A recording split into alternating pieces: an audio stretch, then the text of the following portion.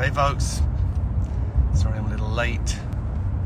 Yes, we are travelling into London. I'm being driven, thank God, because I do a lot of my work in the car. And I can see you're out there. Thank you so much for waiting. On the A4, I guess, travelling into London towards the fantastic Science Museum, where we will do our launch today and Monday. So I'm working to earn a crust here. Hope you're okay out there. How you doing? I can actually read a couple of comments here. Nice to see you guys. Nice to see my friends out there. Good morning and good evening too. And for some of you it's the middle of the night. I do apologise. But the main event here is not until 7 o'clock, 7:30 our time here.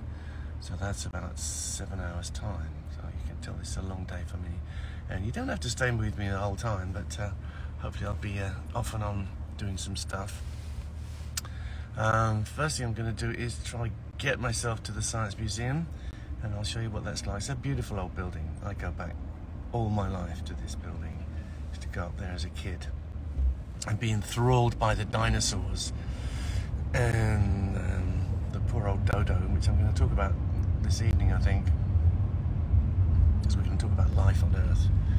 And of course there was this big room with rows and rows of glass cases with rocks in them, which looked pretty uninviting, I gotta say.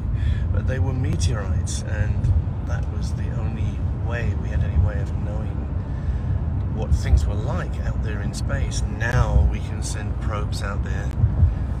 Men have actually been out there, but mostly now, well, all the time now, it's unmanned spacecraft that are out there. But of course they send back the most amazing data. And I've been working for more than 2 years now on the data that's been coming back from the OSIRIS-REx spacecraft. This is really a space story. You can also tell I don't know what I'm blooming selling these days. I've got the wrong badge on here, but you know, this is a space adventure and something I'm very proud of, I must say.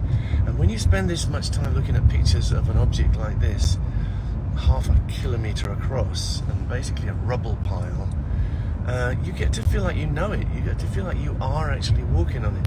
It's a bit like my dear friend and surrogate uncle Patrick Moore. If you asked him about the moon, he wouldn't be speaking like a school teacher about it. He would be speaking as if he was actually there. He'd say, well, if of course we'll go towards this crater Aristarchus and turn right, you get to the mountain range.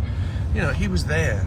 And you don't see that much these days in astronomers, but you do see it in my dear friends now. Dante Loretta, Professor Dante Loretta, has been the instigator of this mission for many years, even before the launch, which was actually 7 years ago.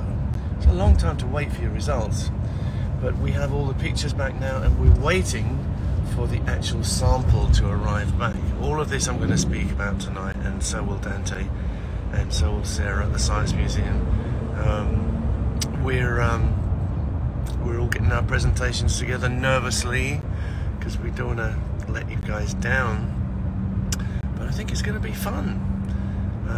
Dante has an incredible presentation. He's incredibly lucid, and he's lived this. This is his whole life, the last few years. And for me, it's been a big part of my life too. So most of my presentation is in stereo. You won't see it in stereo tonight if you're out there, but hopefully you'll get the gist of it. But if you go to the Natural History website, you can get a link, you can buy a link for a modest sum of money to see our presentation on Monday, and in that presentation we will be building in proper stereos that you can see, and you can find your owl, I hope, put your phone in it like this and enjoy the whole presentation in stereo.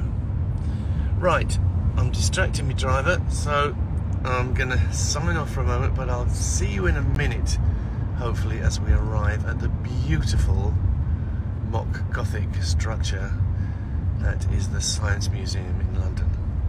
Cheers, guys.